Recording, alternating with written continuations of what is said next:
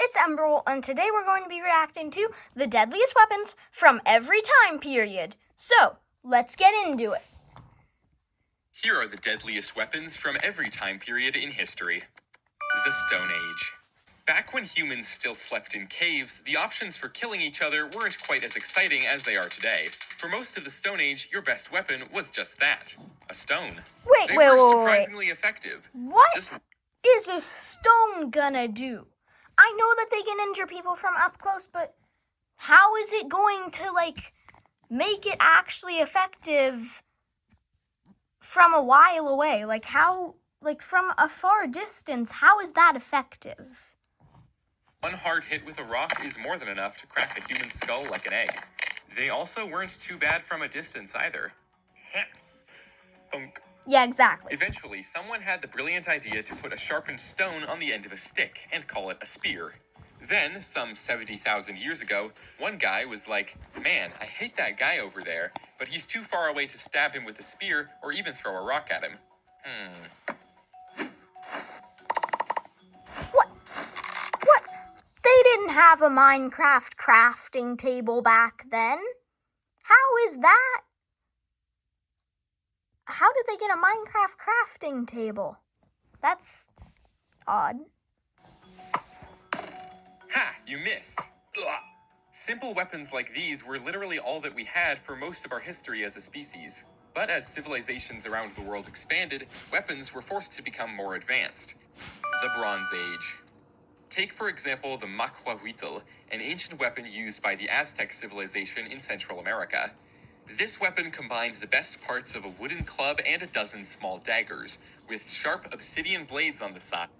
I mean, that's honestly pretty effective. I mean, it could do more than everything else on this list. That were there just to make sure the Aztecs' enemies could never survive the wounds this weapon inflicted. Though we all know how that ended up going. A less effective melee weapon with a much cooler story is the trident. It was primarily used for fishing. How exciting. Oh, that's gotta be the coolest old weapon. I am obsessed with tridents. They're pretty cool looking. Yeah, that's a pretty good weapon, I'd say. Pretty powerful. I'm just excited to see what, the newest time period's most powerful weapon is gonna be. So, yeah, that's gonna be cool to see. So, yeah, let's keep going. But it also got some action in the Roman Colosseum as the primary weapon of a type of gladiator called a retiarius. Oh. A retiarius was traditionally equipped with a trident, a small dagger, and a fishing net, and they would have little to no armor or even clothing. They'd be pitted against fighters. What's a fishing net? I mean, wait, what is a fishing net gonna do in a war? That's not gonna do anything. With much more armor than them and use their speed and agility to dodge their enemies' attacks and try to tangle them in their net, while simultaneously trying so they to just stab them tangle with their trident. The trident typically only left small, non-fatal wounds so as to make the fight last longer for the entertainment of the audience. In any case, the most prevalent weapons in use during the Bronze Age had to have been slings, swords and spears of various types, including the Egyptian khopesh, as well as the shield. While useful in hand-to-hand combat, they were even better when used in an army formation, such as the phalanx. Every soldier stood shoulder to shoulder as they advanced, completely unstoppable. These sorts of weapons were all well and good for fights between individuals or armies, but less effective at taking on the well-fortified castles common to the next period, the Middle Ages.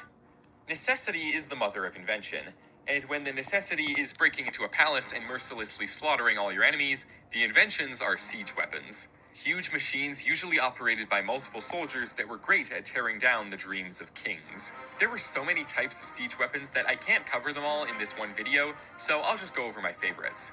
The siege hook was a large device that could be used to literally just pull a wall down by grabbing it and yanking it away. Oh, we're starting to get into the the good stuff. The trebuchet was a device invented in ancient China.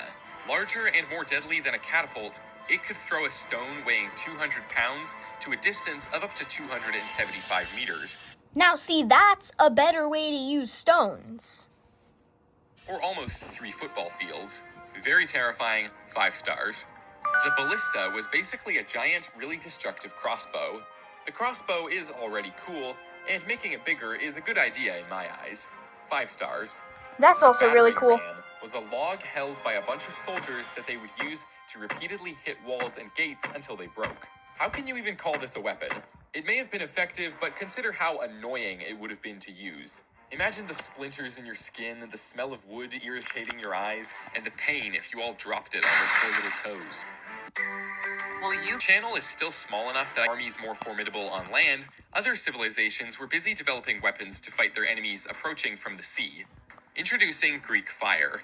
This was a sticky mixture that could be ignited and burned for hours, even when placed on water, making it incredibly dangerous for your average seafaring warmonger. Roman sailors would spray this flaming mixture onto their enemies' ships through tubes, or load it into hand grenades before tossing them aboard their opponents' vessels. Greek fire was so effective that the Byzantine Empire couldn't afford to let their enemies discover the recipe to create it, and so it became a closely guarded secret. Even today, we don't know exactly how it was manufactured, but it's generally believed to be similar to a modern flammable liquid called napalm. We've come to a point in history where we can begin to discuss the invention of the weapon that fundamentally altered how wars were fought and changed our existence as a species forever. This weapon is the gun. Oh yeah. We're getting into the good Modern and guns more are effective unreasonably stuff now. effective at killing people. Just ask any American third grader, they'll tell you. In the year 950, the ancient Chinese decided to put a tube of gunpowder on the end of a traditional spear. When ignited, the tube would spray fire from one end at the attacker's victim. Eventually, they added debris and pellets to the gunpowder, which would also be ejected from the tube. This is the fire lance, and it's basically a spear, a flamethrower, and the world's first gun, all in one weapon. Personally, I would hate to be on the receiving end of this thing. This time period set the stage for a new level of innovation and cruelty in the creation of weapons. The goal was no longer just to kill your enemies, it was to do it in the quickest, most destructive way possible, causing unimaginable pain and suffering so that anyone else would be too scared to fight you. As history shows, this sort of thing would only get worse. World Wars.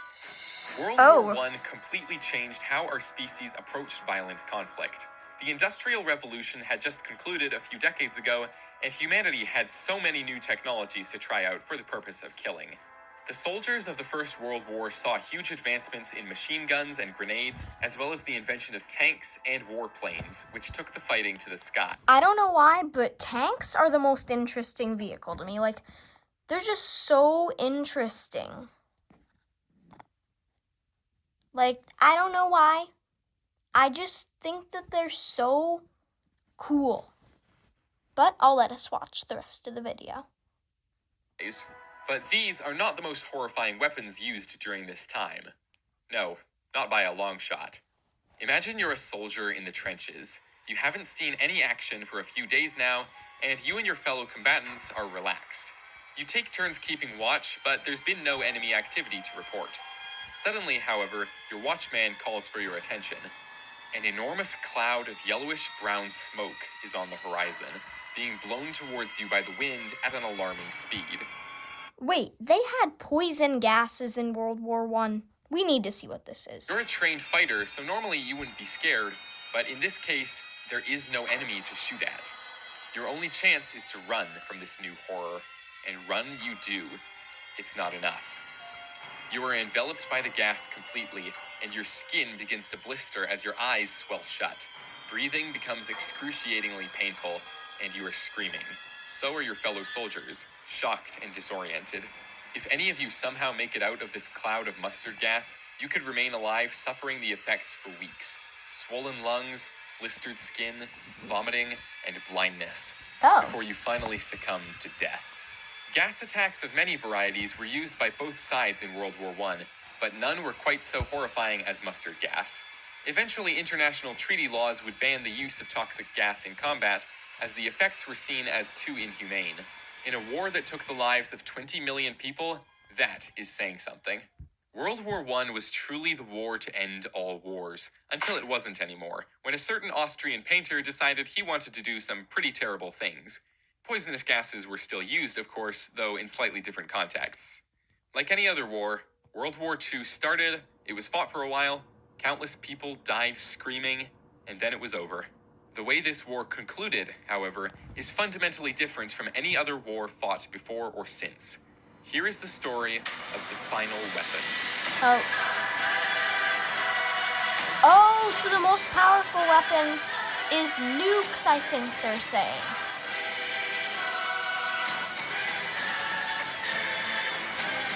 Oh. Yeah, it's To put things definitely simply, nukes. the Allies and the Axis powers were in an arms race. Both of them were trying to use recently discovered nuclear technology in Yep, it's nukes. order to make a bomb. The final bomb. A bomb so big and destructive the other side of the war would have no choice but to surrender.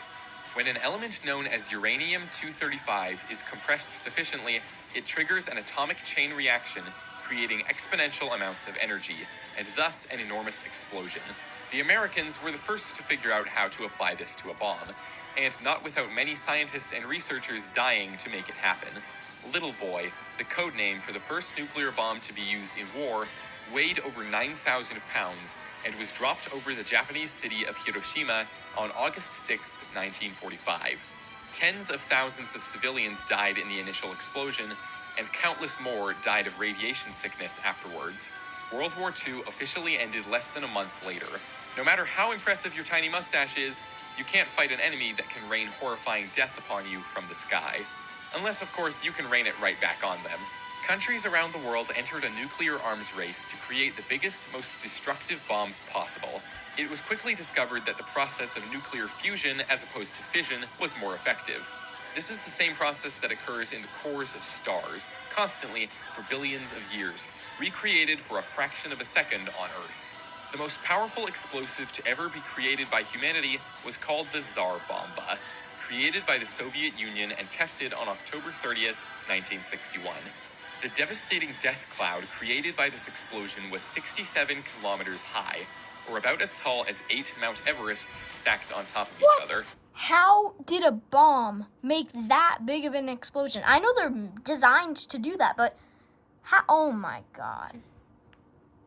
The nuclear bomb in all its terrifying forms is, hopefully, the last weapon humanity will ever need. There is no defense against it besides the fear that your enemy will retaliate with its own bombs, and thus no further developments are really necessary. Perhaps with this final nightmare, it's time for humanity as a species to move on, to stop killing each other and start doing something actually productive and meaningful. Such as hitting that subscribe button. Well, As always, yeah, thank you very much for as watching. My name is as he said, you guys should subscribe. And by the way, we are almost at 30 subscribers, so subscribe. And Emberbolt out.